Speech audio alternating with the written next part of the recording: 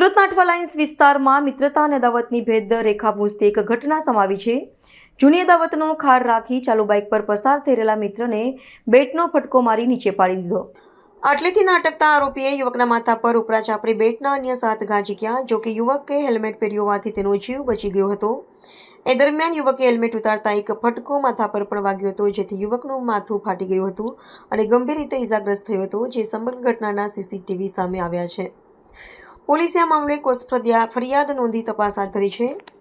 સુરતના અંબાજીના ખાંચા પાસે આવેલા સુવર્ણ પેલેસ નજીક રાત્રિના 10:15 વાગ્યાના સુમારે ફરિયાદી રાહુલ દિલીપભાઈ નિમન, ઉંમર વર્ષ 34, પોતાના મિત્ર ભદ્રેશ શાકલે સાથે બાઇક પર પસાર થઈ રહ્યા હતા।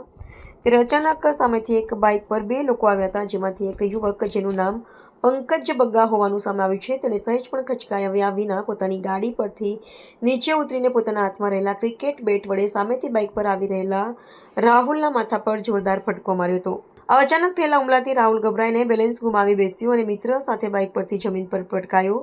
આટલેથી ન અટકતા પંકજ બગ્ગાએ નીચે પડેલા રાહુલ પર હુમલો કરવાનું ચાલુ રાખ્યું।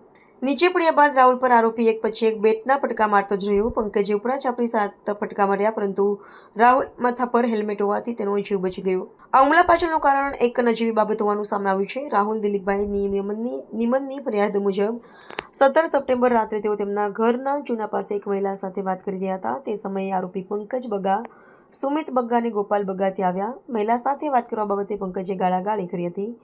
પોલીસ ફરિયાદમાં સામાન્ય મારામારીનો ગુનો નોંધાયો છે, જ્યારે સીસીટીવીમાં દેખાતા દ્રશ્યો ફરિયાદી દ્વારા જણાવવામાં આવેલી વિગતોનો ઉલ્લેખ પોલીસ ફરિયાદમાં કરવામાં આવ્યો નથી।